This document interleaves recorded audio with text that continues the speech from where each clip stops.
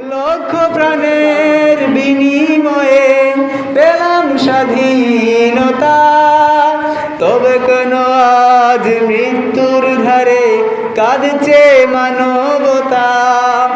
আমার সোনার দেশ গড়তে হবে, ষড়যন্ত্রের বাধা রুখতে হবে। আমার সোনার দেশ গড়তে হবে, ষড়যন্ত্রের বাধা রুখতে হবে।